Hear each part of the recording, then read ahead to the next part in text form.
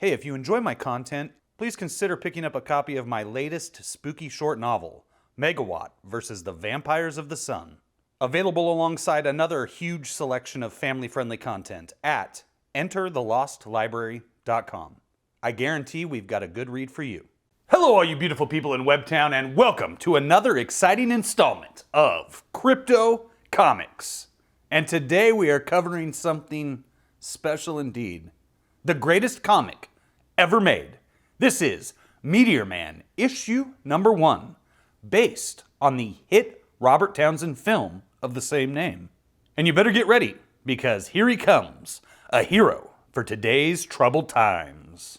Now, if you're not familiar with the year 1993, Robert Townsend, here, oh, he's not on the cover? Oh my gosh, they put Undercover Blues there instead? That's a shit. There we go. Now, if you're not familiar with the year 1993, Robert Townsend was an actor who rose to prominence, directing and starring in a film called Hollywood Shuffle, which was about the experiences of a working black actor in Hollywood and the struggles they have to go through to get cast in one of the limited amount of parts available at that time for African Americans. How is Meteor Man the film? What do you think? It's a friggin' masterpiece. It won 7 Oscars. And how could it have not, with great actors like Eddie Griffin, James Earl Jones, Bill Cosby, Big Daddy Kane, Sinbad, Luther Vandross, and the multi-platinum recording artist known as Another Bad Creation? If you haven't seen it, it's your loss. Check it out. I guarantee you this comic book is even better than the Oscar-winning film, Meteor Man. And that's why we're going to dive into it right now. Pay no attention to Kathleen Turner and Dennis Quaid and this child in Undercover Blues. And I just want to clarify that it is a blight on humanity that such a trashy film would be advertised in such a masterpiece of comics. By the time I get to Arizona, in one mighty blow, the lives of 2 men were irrevocably changed. What y'all know about those Golden Lords? Anybody? Anybody know the Golden Lords? Comment in the chat if you do. Written by Dwight D. Coy and Bertram B. Hubbard. Penciled by Robert Walker, with inks by John Holdridge, and colors by Gina Going. Edited by Fabian Nacho Chizia, which means it's going to be an X-Force level of quality. And your editor-in-chief, Mr. Tom DeFalco. Let's get into it. In one mighty blow, the lives of 2 men were irrevocably changed. I told you this comic book was amazing. You thought this video was going to be a joke. It's not. It's going to be the greatest comic book ever made that you've never heard of. It began when mild-mannered schoolteacher and jazz musician Jefferson Reed was struck by a mysterious green meteor, which imbued him with powers beyond those of a mortal man. Amazing. Again, we're going to give credit here. Robert Walker and John Holdridge and Gina Going, responsible for this work of art. As Meteor Man, Jefferson Reed used these powers to rid the Washington, D.C. streets of a crime gang called the Golden Lords. Meteor Man used the last of his ebbing powers to defeat Simon Kane, the leader of the Golden Lords, who had also become empowered by the meteor. Just feast your eyes on that. Amazing. We don't even need to go any further than this, do we? It's already better than 90% of the comics that are being made today in the marketplace. But we'll do it for you, the beautiful people in Webtown. After his triumphant victory, Jeff found himself without powers, but not without resources. Now he heads to Arizona with his friend, Mike Anderson, to find another meteor and a chance to once more become Meteor Man. I think I finally got it all figured out. You've got to be like a battery or capacitor. I was reading in Scientific America. Jeff? Earth to Jeff? Yo, Jeff! Huh? Oh yeah, I'm listening. I've been listening for 3.5 hours. Look, this article is important. It has almost everything on the meteor and the biosphere it crashed into. One row back, we see another traveler who is interested in the same article as Mike, but this man has his own ominous agenda. Bum, bum, bum! And so, after another hour of Mike's scientific babbling, they land in sunny Arizona. We could just walk up and ask them for it. You know, knock, knock, Jehovah's Witness, and they'll just hand it over. I really don't think it'll be that easy. Or we could just go bust our way in like Rambo. Please, please, just give it a rest. I think the heat is getting to you. This is Smith. Was the transmission received? Good. Very good. Bye, Mom. It says it. Bye, Mom. Nightfall in Washington, D.C. is a beautiful time, rivaled by few cities in the world. A fact which is lost on two guardsmen making a midnight run. So I say to her, "Sure I love you, LaWanda. Now get out. Hey, look out! Damn, where'd he come from? Screech! Mouth, how come I always have to do this part, and you always get to have the fun? Swing! Hey, what? Malfactor strikes. Efficient, deadly, silent. Her electromagnetic pulse rifle rends metal armor plating and fuses the circuitry in the guardsman's armor. Yeah! And for her, this is the fun part.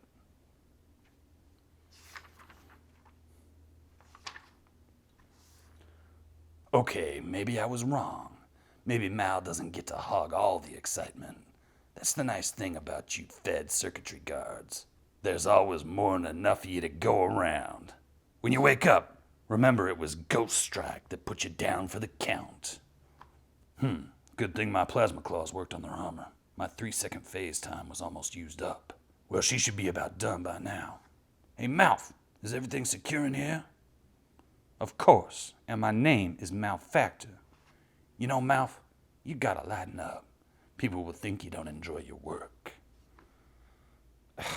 It's a job like any other. Now get ready for the jump. Hey, what's going on?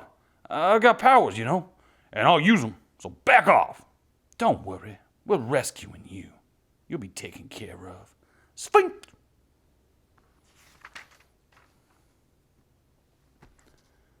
The desert at dusk. The barren Arizona drifts are broken by the monolithic structure of the Humphreys LaRoche Biosphere Project. You know, we still haven't figured out how to get into this place. It's huge. I've been telling you since we left the hotel, we may have to break into this place, and that's no way for a superhero to act. Don't worry about it. We'll handle it one thing at a time. Besides, I think you know a way to get past the gate. Just how much of your powers do you have left anyway? I hate it when you have that look in your eye. Meanwhile, in a Biosphere conference room, the Biospherans are having a meeting with corporate reps of Sky Ventures Incorporated. It ruined my vital hydroponic experiments. It broke my nose. Please, please, we've taken all of your losses into account. You have heard our offer. I feel it more than compensates you. For some reason, I don't trust this guy. All we want in return is the meteor. Eminent domain. Since it landed here, we should be the ones to do with it as we see fit. Not some money-mongering corporate conglomerate. God knows what you would do with it. Quite a bit more than you would, Miss Price. This project was losing money before the meteor crashed. This was our first, best, and last offer. I've got a giant hand, floating in the sky. It's bigger than his face. The front gate of the Biosphere. I'm sorry, Mr. Murphy, but no one's allowed into the Biosphere. No one. I'm really sure that they would have no problem with allowing me in. No problem. I'm sorry, sir. You'll have to move on to... Of course. There should be no problem. Go right in. I really didn't like doing that. Hey, stop worrying. Nobody got hurt. Yeah, and I hope nobody has to. Especially us. Simultaneously, the Sky agents prepare to exit via the back gate. Mr. Sky, it would appear they have rejected our offer completely. One would think that in a recession you could buy more people. It's time for more direct measures. Of course, sir. More direct measures. Click! Ch-ch-ch. Lock and load, boys. The fun's just starting. What? Somewhere beneath the vast corporate headquarters of Sky Ventures Incorporated, Simon Kane is facing his baptism of fire. I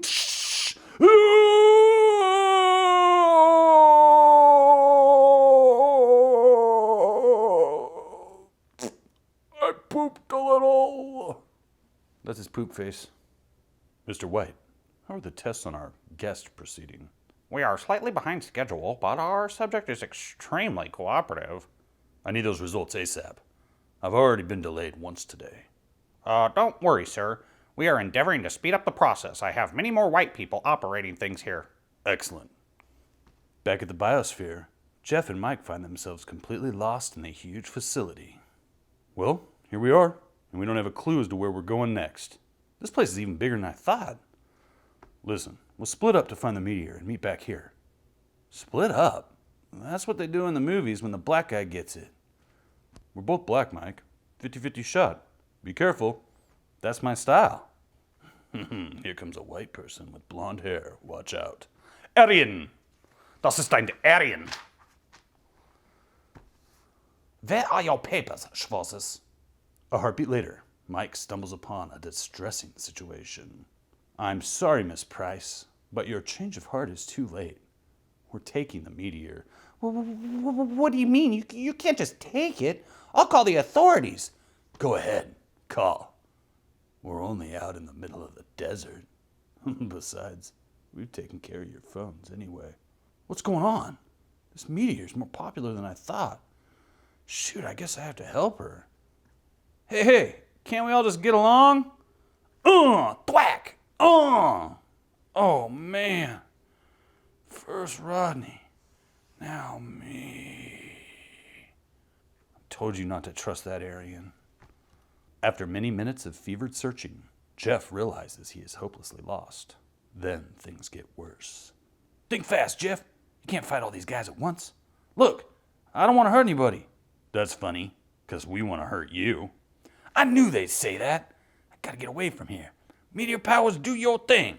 Swish, watoom! Man, that took a lot out of me. It hurt, too. Hey, come back here. I gotta keep going.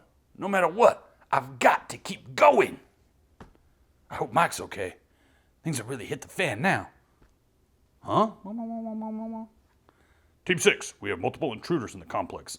That's a copy. We are in pursuit of an intruder on level 2, Corridor B. That must be about Mike. I've got to find him. Freeze! But first I've got to lose these goons. Around this corner. Hey, where did he go? Where did he go so fast? He just vanished. We'll split up. He couldn't have gotten that far. God, I thought they would never leave. My powers are really fading. I gotta use my meteor vision to find Mike before that goes too. Huh? There he is. But those guys aren't the security team. And that's the meteor. Tell us where your young friend is, and no one will get hurt. Get your hands off me. No touching without a nice dinner. And maybe a movie too. Huh? Was ist das? Run, Mike! Toward the meteor! You don't have to tell me twice. One of us has got to reach the meteor. Cut him down! Mike! Don't stop. Keep going. We said it was a 50-50 chance a black man would die. Almost there. Gotta make it for Mike. No! Blam, blam, blam. Oh, no! We're so close! And here he's like Arnold reaching out to start the activators on Mars in Total Recall, right? That's what's going on there, baby. I love it. Woo! Self high five.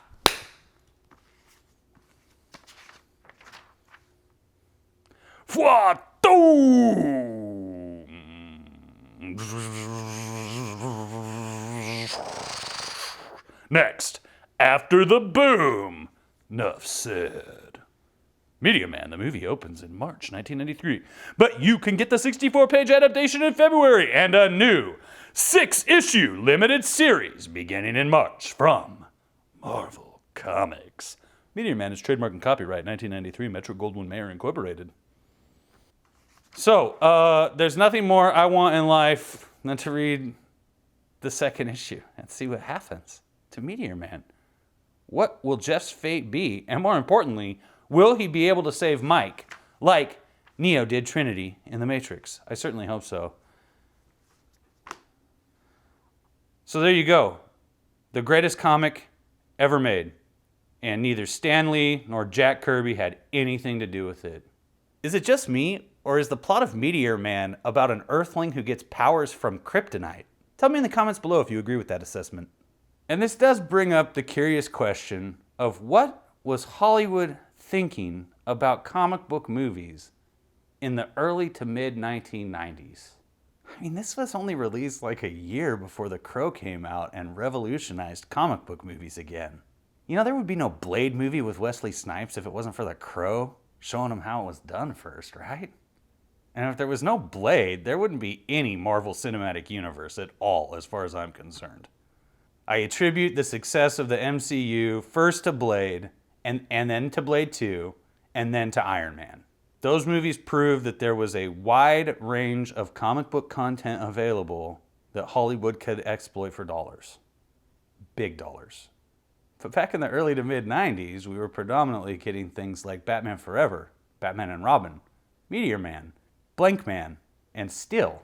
I'll give them credit for trying to capitalize on Black Americans in comic book movies, but I feel like they just were a little too childish because I think they were more concerned with toys than with actually making a good movie. Because Shaquille O'Neal as Steel could have been really great. That movie could have been great. Just like how Alec Baldwin in The Shadow could have been great. Okay, let me rephrase that. The Shadow could have been great.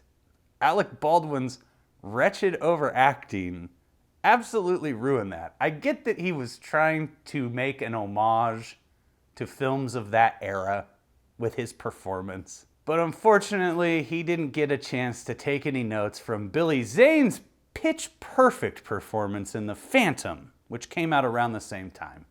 This was also sort of the era of Tank Girl. That would have been like 94, 95, I think. Also, right around the time of The Crow, shortly after the release of Meteor Man. But I must say that for the multiple superhero misfires Hollywood suffered from in the early to mid 1990s, this Meteor Man comic book was great. I loved it. And I would read issue 2 for sure to see what happens to my boy Jeff. I'm very curious. Drawn well, written well, light entertainment, and picks up right where the movie ends off. And how often do you get that with your movie-going experience, a 6-issue comic that follows the movie? That's fun. Now, if you love Meteor Man, the comic book, as much as me, hit that thumbs up. If you're new, subscribe. Then hit that ding dong, and NASA will randomly select one of your homes for a meteor to be redirected toward as it's propelling toward Earth. This might be your only chance to get cosmic powers, so hit that bell. And then get ready to come right back here to Crypto Comics as we continue our journey through some of the finest comic books of the 1990s and beyond.